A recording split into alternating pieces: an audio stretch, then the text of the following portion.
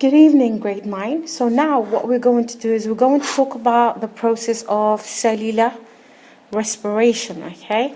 This is a biochemical reaction which happens inside our bodies. This is how we obtain energy, etc. Remember, in photosynthesis, we trap sunlight energy and then we convert that sunlight energy into a chemical energy stored in the glucose. Now, we are heterotrophs. We need to rely on autotrophs to obtain energy. So what we do, we feed on organisms, other organisms, such as goats or sheep, which feed on autotrophs, and that's how they obtain their energy. So ultimately, all the energy we're consuming is originally from the autotrophs or the plants which make photosynthesis.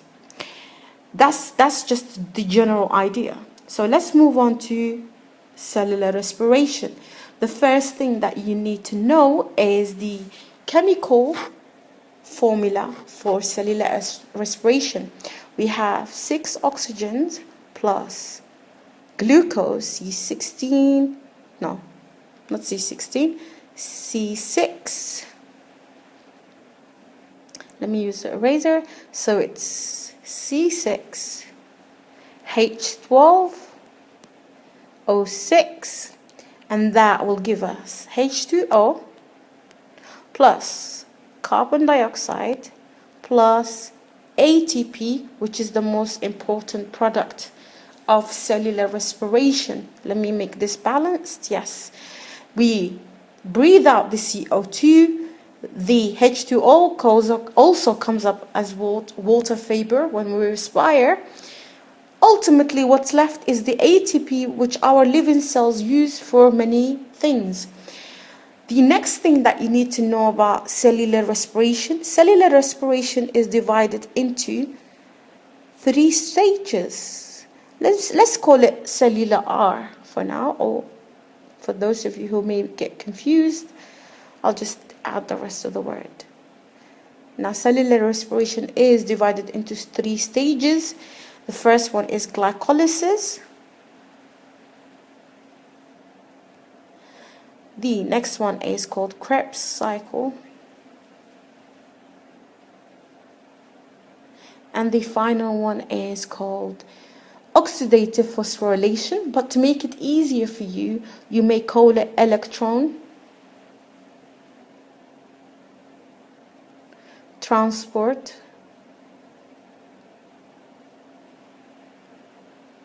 chain. Right? So these are the 3 main stages.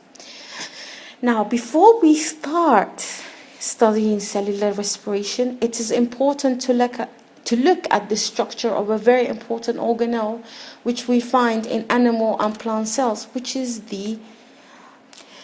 brings us to the final stage known as electron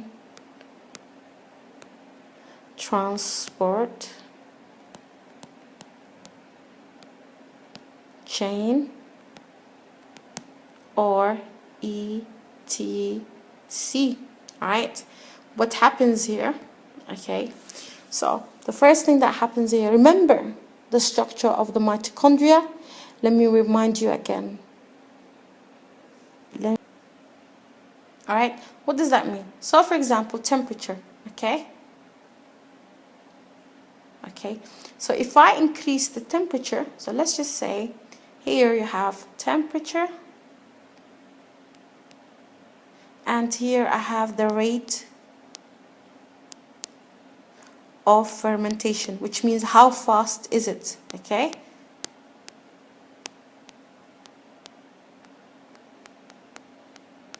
Okay, what happens, or what you will see, that as you increase the temperature, you will see an increase in the rate of fermentation. Why?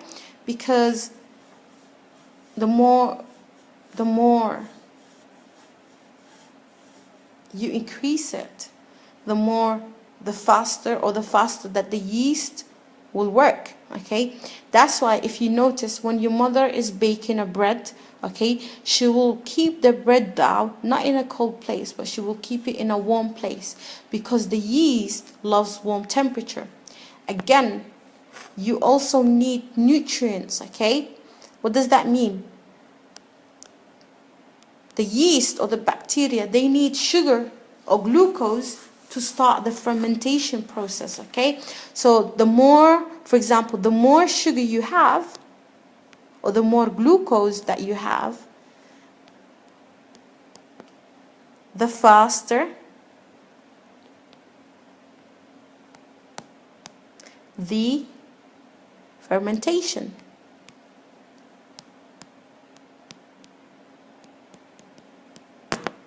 Okay, so that sums up everything that you need to know about cellular respiration. I hope this helps. You need to focus on the products for each stage. You need to know which type of fermentation happens in humans and which type of fermentation happens in bacteria and fungi. Also, you need to know the factors which affect the fermentation. And you also do not need to forget the structure of the mitochondria and being able to label the different parts of it.